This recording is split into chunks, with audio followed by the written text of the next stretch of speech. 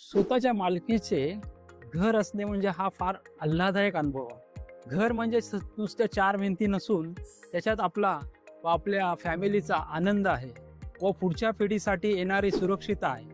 मी माझे बालपण एका छोट्याशा रूममध्ये व्यतीत केलेले आहे.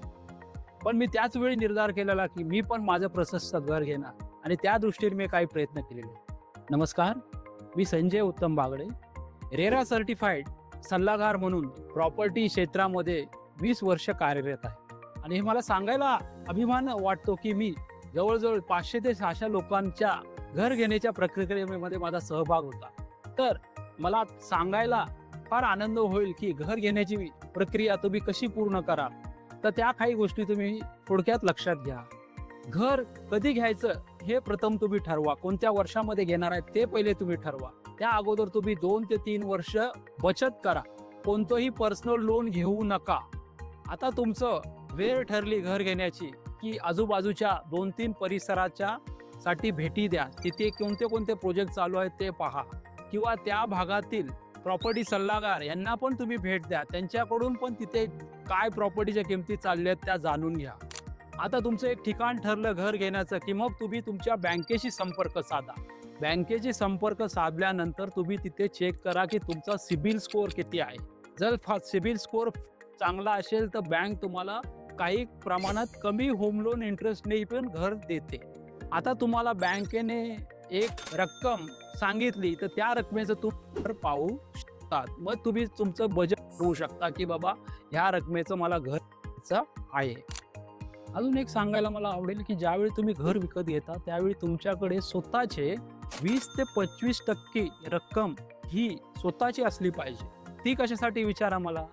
तर GST आहे, स्टॅम्प ड्युटी आहे की, आणि तुमची अनामत रक्कम जी घर घेताय त्याच्यामध्ये 10 ते 15% तुमचे पैसे हवे आहे. त्यावेळी बँक तुम्हाला 80 ते 90% लोन देईल. पजेशनच्या वेळी बिल्डर काही गोष्टी चार्ज करतो, ते पण रक्कम आपल्याकडे असणे गरजेचे आहे. त्यामुळे तुमच्याकडे घर घेण्यापूर्वी स्वतःचे 20 ते 25% रक्कम अत्यंत असणं गरजेचं आहे.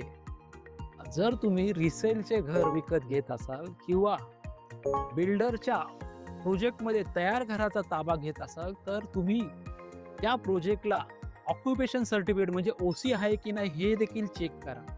आपण पोजेशन घेताना बिल्डरकडून पोजेशन लेटर घेणं फार महत्त्वाचं आहे.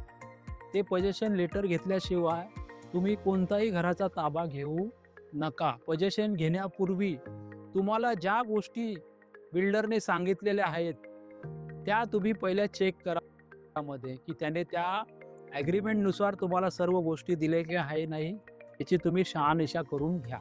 तुम्ही घर फायनल करताना त्या प्रॉपर्टीचा रेरा नंबर चेक करा. हा रेरा नंबर तुम्हाला महारेरा साईटवर उपलब्ध होईल.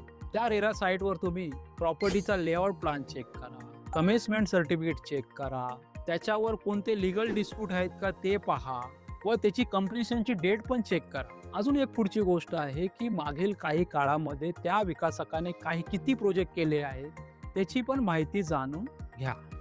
तुम्ही जे घर घेता त्या घराबरोबर अजून तुम्हाला कोणत्या सुखसोयी उपलब्ध होणार आहेत ते देखील चेक करा. जसे की पार्किंगची व्यवस्था, क्लब हाऊस फॅसिलिटी आणि घरातील फिटिंग्स काय मिळणार आहे ते देखील चेक करा.